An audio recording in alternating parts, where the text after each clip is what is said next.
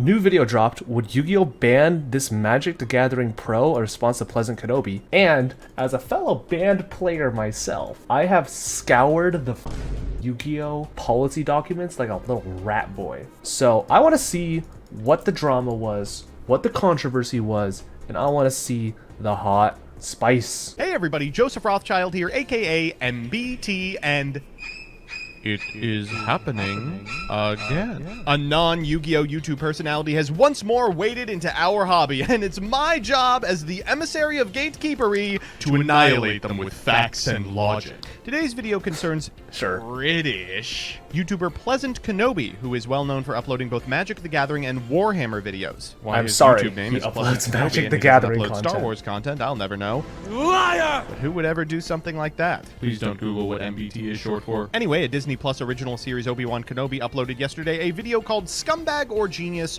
When Tokens Get You in Trouble. And in the thumbnail, the text says Yu-Gi-Oh! Would have banned him. By the way, quick word about the thumbnail. I appreciate that Mr. Kenobi has the exact same disease I do, which makes you irrevocably addicted to drop shadow. Nah, the real addiction is the fucking red arrow and the circle. Once you notice the fucking red arrow and circle, it's over. You can't go back. Every thumbnail is now forever tainted by I will put a red thumbnail and circle into every single one of these. Discussion about a play made by one of the greatest of all time Magic the Gathering players, Luis Scott Vargas, and its implications on a play made by one of the greatest of all time Yu-Gi-Oh! Players, Torres. It discusses Torres' suspension from Yu-Gi-Oh! And if LSV's comparable play would have earned him a suspension were he playing the superior card game. This video is incredibly interesting, and I urge you to watch it. There will be a link in the description.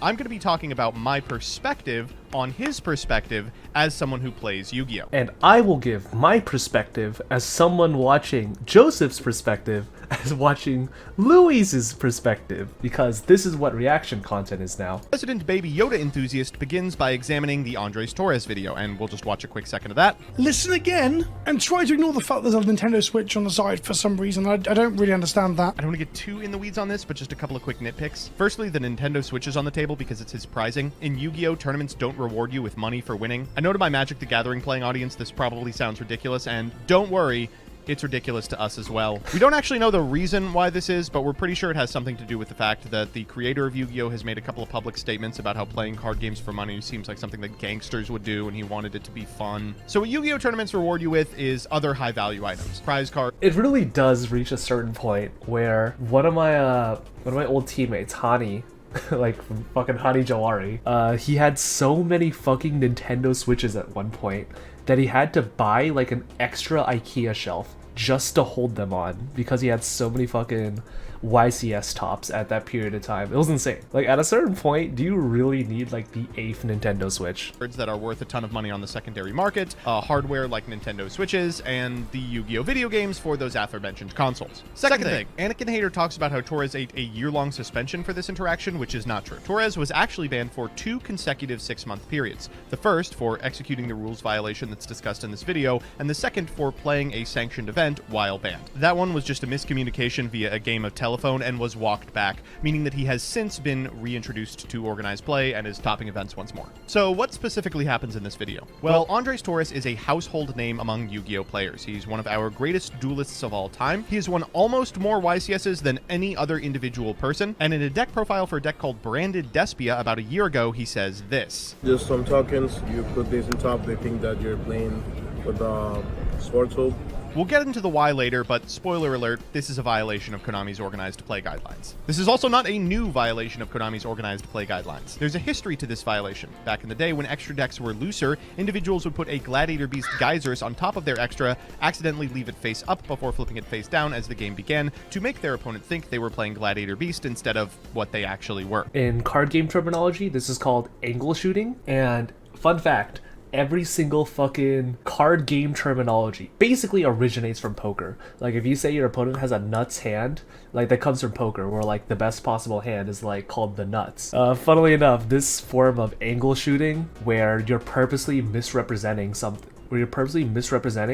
something about the game in order to give yourself some sort of like advantage. Like if your opponent says like all in and you have to act, you could like someone would be like calling my mom real quick, and like if your opponent like insta snapped to like them just hearing you say call and they would flip over their cards, you would be like, whoa, whoa, whoa, I didn't say anything. I was just saying I had to call my mom real quick to I don't know, fucking grab the groceries or whatever. And that has led to many people getting into serious beef. Dude, you think I'm scared of you? I'll beat the fucking shit out of you. You remember who the fuck I am, Jason? I don't know. I apologize, bro. I did not mean I will that. fuck your mom in front of you, Jason. You will not do that. Who the? Hey, ask who the fuck I am, Talk Jason. about my This was live, by the way. This was broadcast to like the world. These are adult men, by the way, getting mad over foreparent getting there. Angle shooting will exist. People trying to gain some sort of unfair advantage by misrepresenting their own game state will exist and exist for the rest of human history. And it's very funny to see that it still exists today, even in fucking grown-ass poker. Further complicated by the fact that there's no printed Sword Soul token. It's not like he just cracked open a pack and threw it into a list that could theoretically get Nibiru'd. He had to like actively seek out someone who had constructed a Sword Soul token using here the art from Sword Soul of Taya and then put it into his list. This type of intent analysis is the cornerstone of Yu-Gi-Oh's rules document, which is a great segue to... So, real quick background about me. I make content exclusively about Yu-Gi-Oh! I play it for Interesting. hours and Tell me hours a more. day, despite my better efforts on stream. And while I haven't done it at an event for a long time, I did pass the judge test way back in the day and get entered into the judge program. That said, I was... I'm gonna tell you this right now. The judge exam is the easiest shit you could ever possibly do. There are 2 stages to like the judge exam. There's RC1 and there's RC2. And RC1 is the most baby bare bones shit you could ever pass. It is like, if my opponent normal summons a monster with like 1600 attack, can I activate bottomless trap hole? And it would be like yes or no. Just like the most standard shit like that. It's so funny. a kid when Yu-Gi-Oh! First came out, and I didn't really start playing competitively until my brain finished developing at about the end of Dragon Ruler format. And there have been some organized play updates in that time that I am not 100% up to snuff on, so do take this discussion with a bit of a grain of salt. Prior to the time I was playing Yu-Gi-Oh! Competitively, I played a lot, and I mean a lot, of competitive Magic the Gathering. Fun fact, MBT stands for Mono Blue Tron, which is a Magic deck type, where all you do is you sit on your ass and you play lands that give you a bunch of mana. Wow. Competitive Yu-Gi-Oh! Background is a pretty stark contrast. A lot of shit that flies in Magic the Gathering games would not fly in Yu-Gi-Oh! Magic the Gathering's angle shooting is basically the equivalent of our legal cheating. I went to a ton of Magic the Gathering events where, after presenting lethal on board, my opponent would start asking things like if I had extra cards in my deck box, if they could get a deck check, if they could count the amount of cards that I had in rotation, if I had drawn any extra cards, and we would reverse engineer game states to prove that I hadn't. I would never get mad about this kind of thing because that's just what you had to do. Sometimes you fished for a win. And that mentality, largely professed by a significant amount of professional players early in Magic's history, bled directly into early competitive Yu-Gi-Oh! Non-Konami tournaments, be they UDE events that occurred before Konami assumed control of the card game in 2009, or events hosted by third parties like Alter Reality Games, were frequently dominated by personalities who were adept at sleight of hand, angle shooting, or just being very convincing. A lot of the macro level... It's really funny how, allegedly, by the way, Konami, please don't ban me. This is all just allegations, and for the sake of example and education, very often there is a subset of players with YCS tops, wins, professional history, who very much like to allegedly misrepresent game states in their favor and just get rulings completely wrong just for themselves, such as, again, allegedly, and I am calling out no players in particular, you know, let's just say activate the effect of Prank Kid's Battle Butler on board into I will change Skullmeister to negate it. This definitely wasn't a thing, but is an example given for educational purposes. But it would be really funny if pro players actually did do this. You know, people with YCS wins and definitely have never had a history of trying to angle shoot for their advantage. I think my favorite cheat will always be Infernity in the back row. Unironically, an iconic cheat. Legendary cheat. For any Yugi Zoomers in the comment section, Infernity is like an archetype of monsters where you essentially need your hand to be empty in order to get their beneficial effects. And less honest players would allegedly put Infernity monsters, they would set them as spell and traps so that they could empty their hand. Now, what did you do if you got hit by an MST? Well, you know, ah, damn bro, I really needed that card. Game 2. Mind discussions found in Patrick Hoban's Road to the King that a lot of individuals found either appalling or a little scummy are one-to-one translations from real things Magic the Gathering professional players advocated. And since about 2014, when I entered the world of competitive Yu-Gi-Oh!, Yu-Gi-Oh!'s rules document has done something very interesting to combat this phenomenon. They have added an element of intent to almost every rules violation possible. To my understanding, Yu-Gi-Oh! Is the first major card game that's attempted to tiptoe around things that are lawful but awful, and for the most part I think they've done a really good job. Just as an example, a significant amount of their gameplay violations have what I would probably refer to by the legal concept of a mens rea, a guilty mind. There's an intentionality concept found in both the cheating subpoint under H and the unsporting conduct subpoint under G. Here's the relevant portion of the cheating subpoint. Cheating includes but is not limited to intentionally misrepresenting the game state, rules, or tournament policies. It also includes a provision by which the head judge will investigate a person suspected of cheating, and if the head judge believes the person has cheated, they will issue a disqualification, followed by the KDE penalty committee reviewing the incident and determining if additional penalties are required. Torres' suspension, while I don't want to speculate as to what the head judge and the KDE penalty committee's consensus was, it seems pretty clear-cut. Torres describes in the deck profile that he intended to mislead his opponents as to what deck he was playing. That intentionality here is critical. With that, let's examine LSV's play. So a little bit of background about this player. Luis Scott Vargas is one of the greatest Magic the Gathering professionals of all time and has remained so pretty much for his entire life. Unfortunately, in the process of researching this video, I found out that he's now a blue check crypto guy, which for all of my viewers that didn't grow up watching and idolizing professional Magic the Gathering players is kind of like finding out that Santa Claus is in Epstein's Black Book. Here's the play that he executes. In the semifinal round of Pro Tour, one of the Ravnica sets, LSV conducts his turn in a very strange way. On his side of the field, he has a land that theoretically can produce a token by expending 3 mana. He orders his lands in such a way that 3 of them are in one pile, and the land that could theoretically produce a token is in another, implying that he will use its ability to produce a token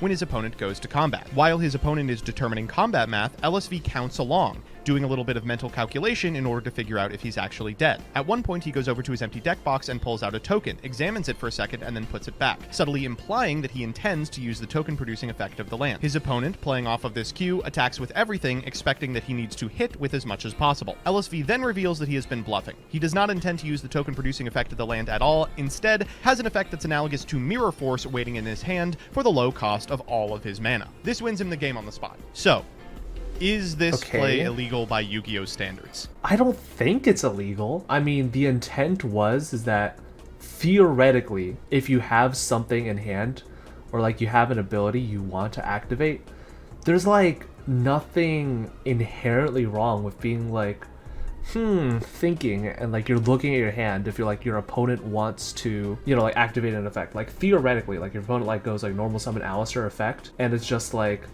thinking, or just like shuffling your hand, and you're like, do I want to use this, and like, or just something like that. I don't think that's like inherently wrong, but I don't think that's inherently misrepresenting the game state or trying to like purposely lie to your opponent. You're just showing your opponent, I could theoretically summon a token. I don't really know. And like you put it back. Because like you haven't declared anything, you haven't like said that you're gonna do anything specifically. Like I do think putting the token onto the board is like a little bit shady, but in my opinion, it's just sort of analogous to like counting out loud the summons for Nibiru and just being like, oh, like how many summons have you done? Like 2 this turn? 3? Okay, just keeping track, just wondering. I personally, were I judging this event, would probably not penalize LSV. Yeah. It's very close. I definitely wouldn't feel comfortable making a decision on my own and would request a discussion with the head judge before I proceeded, but if I had to, I probably would let him roll with it. So why is this? Let's re-examine what we've discussed already. In Yu-Gi-Oh, you are not allowed to intentionally mislead your opponent or misrepresent the game state. For the Yu-Gi-Oh players in the audience, this means you can't count along with summons to misrepresent Nibiru, nor can you ask your opponent— Wait, that's illegal? I'm just counting summons. No fucking way that's illegal, dude. To ask how many summons How is it illegal to be like, is that summon number 1? How is that illegal? I don't fucking get it. I guess Nibiru is like one of like the only cards. Like I guess Nibiru is like one of the only cards in order to that like. But I fucking yeah. What if I just want to be like aware of like how many times my opponent like has summoned? What if I'm doing like a data analysis check of like, you know, I'm doing a statistical study of like how many like summons does like the average Yu-Gi-Oh deck do? Like it's fucking weird. Like why is that illegal? I can understand if it's like, oh, is that 5 summons? Thinking if I want to activate a card that, you know, could fucking wipe your board based on your summons. Like that would fucking make sense. But just like counting your opponent's summons out loud, I don't think that's so weird. Present Nibiru, nor can you ask your opponent, have you activated any monster effects this main phase, with the intention of misleading your opponent into thinking you have a triple tactics talent. But in this play, LSV isn't misrepresenting the game state, he's misrepresenting his own decision-making process. Spending 3 mana to make a token with the effect of his land is a legal play. It's a defensible play if he doesn't have access to settle the wreckage. Sure, it's not a great play, but it keeps him alive, and if he's got a significant amount of blowouts in his deck, playing to top deck 1 isn't the worst thing in the world. Let me try and give you an analogous example using GOAT format. Your opponent has 5 monsters on their side of the field, each one of which represents a lethal attack to your life points. Because of a trap dust shoot activated earlier in the game, they know that you have a copy of Scapegoat in your hand. You draw for turn, and what do you know? It's Mirror Force, a card that will instantly turn the tide of this game. You set 1 card and pass. Before your opponent enters the battle phase, you make a subtle hand motion over to your deck box, which includes 4 Scapegoat tokens you would theoretically be summoning if you were to flip the quick play spell. Based off this cue, your opponent spends a second thinking before they go to the battle phase. They had been debating whether they wanted to switch one of their monsters to defense position. If you'd drawn a blowout like Mirror Force, they could effectively play around it by leaving a monster back. But if they had the read that the only card you had in the back row was Scapegoat, keeping all monsters in attack means they get in for lethal this turn and don't have to risk you drawing a card like Darkhold. In the end, your hand motion inspires them enough confidence to read that the card that you have set is Scapegoat. They go to the battle phase, attack directly into a Mirror Force, and lose the game. I don't think a Yu-Gi-Oh judge would feel comfortable issuing a penalty in that scenario. But like I said, it is close. Yeah, definitely the fact of you like reaching into your fucking deck box and like pulling shit out and basically signaling that, haha, I could have something, haha, you know, could be anything, haha. That is such a fucking dark gray area. It's so 50-50 that the only point of reference that we can draw from is like, again, the Andres Torres, and that's very much where he's like very clearly saying, I did this to misrepresent the game state, bottom text. It's very fucking sus. It's very goofy. Intent, you're reaching for your deck box with the intent to mislead your opponent. Yeah, that's the other side of the argument that I do 100% agree with. Because like you are pulling out tokens and being like, I might do this. You're like, you know, representing that you're like purposely trying to signal to your opponent that you do have X card set or X ability set. You're purposely trying to mislead them. And that is like the other side of the argument that I can, you know, 100% like understand. Like again, it's such like a coin toss decision that it really would be 100% up to the head judge of the event and be like the precedent moving forward for like how much for if intent versus like representation or whatever really does play as a factor into should person be DQ'd or blah blah blah blah blah. It's a really interesting scenario, and I really like how they're bringing this up. Instead of reaching for your deck box, you grab a stack of Scapegoat tokens and start meticulously looking at them. Well, that changes things. If you look at the set card and say, oh my god, my Scapegoat doesn't prevent you from killing me, well, that's probably not okay. Yeah. And if in your deck profile you say, I don't even own Scapegoat tokens, I was just looking at my deck box to misrepresent the game state in violation of the rules, then you should probably not be allowed around cameras. Yu-Gi-Oh! Tries to walk a very fine line with regards to mind games. Refusing to activate a hand trap at the optimal point you saw in a YouTube video in order to induce your opponent into thinking you don't have it, just to drop it at a devastating time later in the turn once they've ceased to play around it, is an incredibly popular tactic. Certain decks can absolutely obfuscate their hand by playing out the turn completely differently relative to what's in their grip. Rescue Ace, for instance, can misrepresent a brick by going for a low-impact normal summon while you have a copy of the field spell in hand. But the game tries very hard to eliminate the shitty shitty, scummy, feels bad, mental warfare in the landscape of the mind. You should have declared that you were remanding the spell that's being cascaded into rather than the spell that has cascade printed on. Bullshit that Magic occasionally allows. And for each one of these incredibly skillful plays that LSV executes that Yu-Gi-Oh might not permit, there's about 15 to 20 just active cheats that the Yu-Gi-Oh rules cover more effectively. So that's where I come down on this. Again, this is just my opinion. As someone who hasn't judged in a long time, I cannot guarantee this is how it would go down in paper. But I feel pretty confident that he'd be fine. I'll also take any opportunity to show off the intent portion of the Yu-Gi-Oh rulebook. I think it's really cool. So that's that. If you think it would shake out differently, or you disagree with my understanding of the situation, let me know in the comments section below, and I will not read it. Unless you're a channel member. Bye-bye. That was a good video. I enjoyed it. And I really do think that the intent portion is so fucking ambiguous in regards to, is this okay? Is this not? It's just such a fucking 50-50 case that like there is no clear perfect answer.